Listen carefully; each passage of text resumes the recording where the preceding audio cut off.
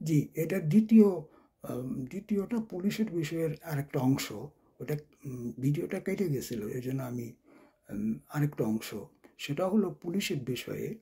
যে পুলিশ আমাদের বাংলাদেশে ব্রিটিশ গভর্নমেন্ট পুলিশ সাহায্য করতে, পুলিশের ট্রেনিং সাহায্যের জন্য বলেছে।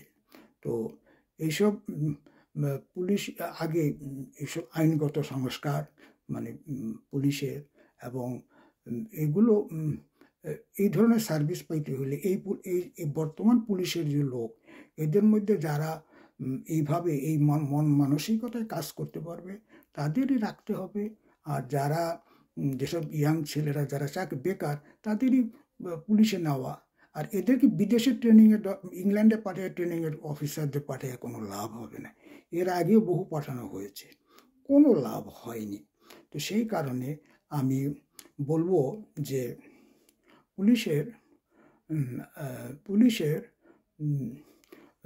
ইংল্যান্ড ব্রিটিশ গভর্নমেন্টকে বলা যেতে পারে যে তোমরা রিটায়ার্ড পুলিশের চিফ আছে বিভিন্ন মানে পুলিশ স্টেশনের, রিটায়ার্ড রিটায়ার্ড পুলিশের চিফ আছে, এরকম শখানেক আরও বেশি পারলে পাঠাও, এবং সাথে একজন দুজন কনস্টেবল রিটায়ার্ড এরা পাঠাও।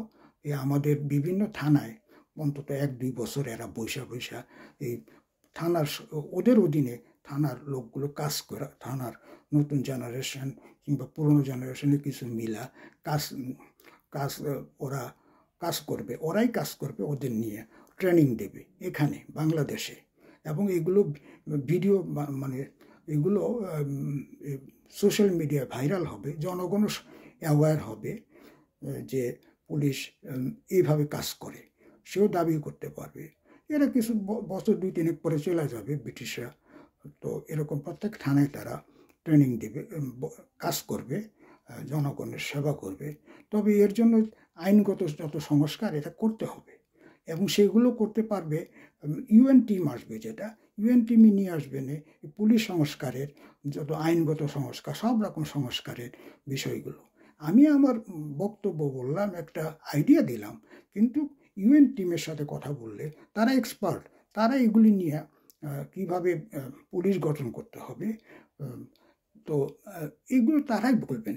ইউএন টিম দরকার, কারণ ওটা দেশ বিদেশে আমাদের মতো পরিস্থিতিতে কিভাবে ভালো একটা পুলিশ গঠন করা উতরানো হয়েছে সেটা তারাই বলতে পারবে ভালো। আমি একটা আইডিয়া দিলাম এই দেশের অবস্থায়। তো এটাই হলো আমার বক্তব্য, সেকেন্ড পার্টের এটা বক্তব্য আমার। তো আজকে আমি এই পর্যন্ত শেষ করি। তো আল্লাহ হাফেজ।